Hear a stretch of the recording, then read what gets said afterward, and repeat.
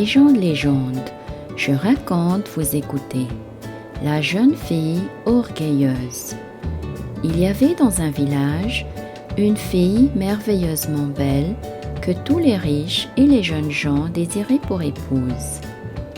Mais son orgueil lui faisait repousser toutes les demandes.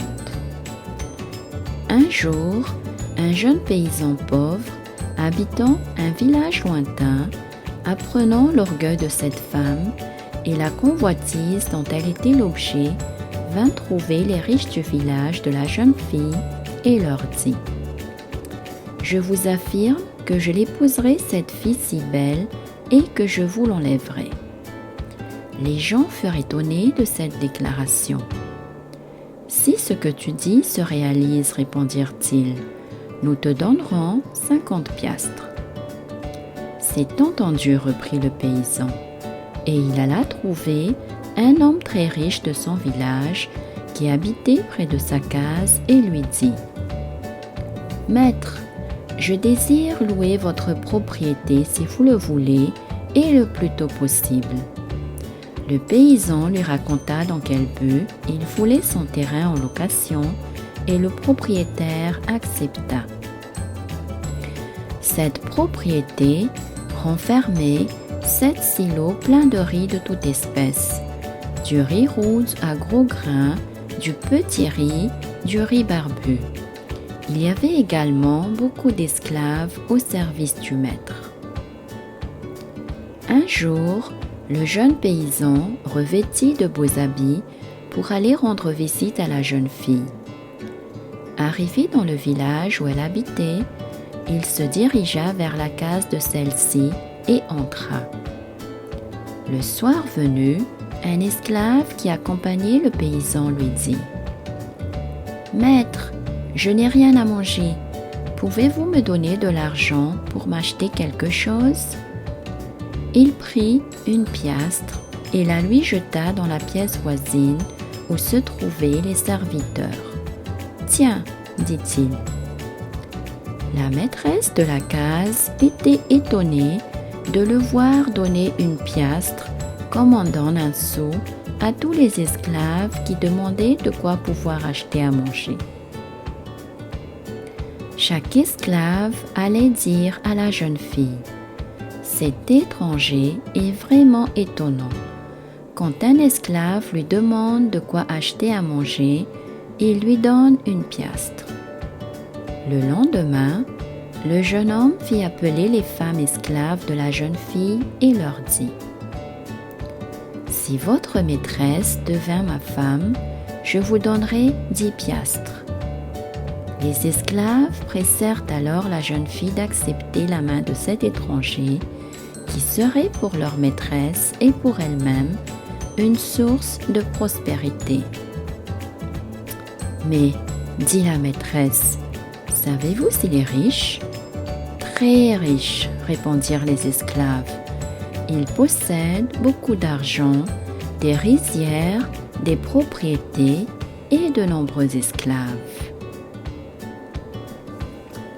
Quand elle eut ces renseignements qui lui venaient de bonnes sources, la belle fille en fut très heureuse.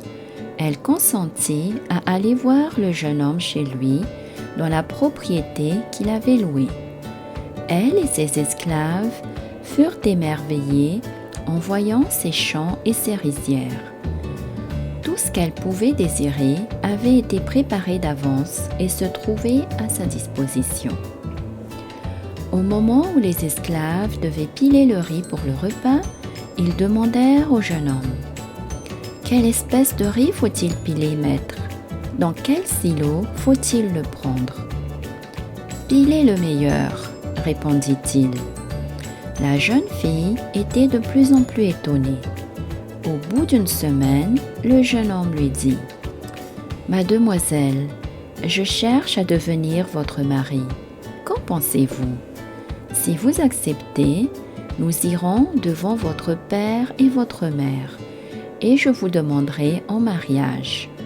Je vous donnerai le Wodionj, et nous serons mariés. » La jeune fille accepta et ils allèrent ensemble chez les parents de la jeune fille. Les parents consentirent volontiers à cette union qui devait rendre leur enfant heureuse. Le veau d'Yonge fut offert aux parents et le mariage célébré conformément aux us et coutumes du pays. Le jeune homme alla ensuite réclamer aux riches de son village la somme qu'il lui avait promise en cas de réussite, et ceux-ci lui versèrent les 50 piastres. Le paysan alla ensuite retrouver sa femme. « Retournons chez nous, lui dit-il. Il y a longtemps déjà que nous sommes chez tes parents. » Et ils partirent. D'autre part, le riche propriétaire des terres louées aux paysans était aussi retourné chez lui. Sur le chemin, le mari fit part à sa femme de la ruse qu'il avait employée pour l'épouser. Il lui dit alors : « Ce n'est pas notre maison, celle dans laquelle tu as habité. »« Où est-elle donc ? » demanda la femme étonnée. « Tu verras bien quand nous y serons. »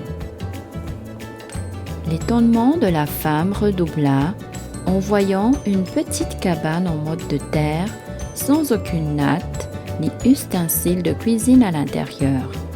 Ils arrivèrent vers le soir et l'homme dit à sa compagne : « Va chercher de l'eau et du bois à feu pour faire cuire notre nourriture. » La femme tombait de surprise en surprise, mais hélas, elle était mariée. Elle se lamentait et se mit à pleurer. Les larmes ruisselaient sur son visage. « Pourquoi m'as-tu ainsi trompée ? dit-elle à son mari. Je suis malheureuse maintenant. » Elle supplia le paysan de défaire le mariage, mais il refusa.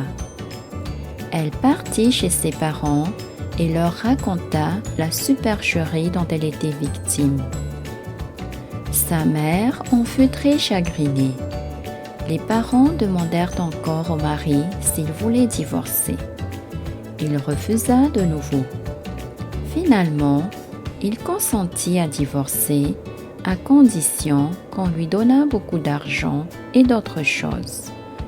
Les parents de la fille acceptèrent le marché et le paysan devint très riche. La jeune fille, autrefois si orgueilleuse auprès des riches, fut ainsi trompée par un pauvre paysan. Les ancêtres disaient que celle qui est orgueilleuse envers ses semblables sera punie de son orgueil. Conte, conte, légende, légende, ce n'est pas moi qui suis le menteur, ce sont les ancêtres.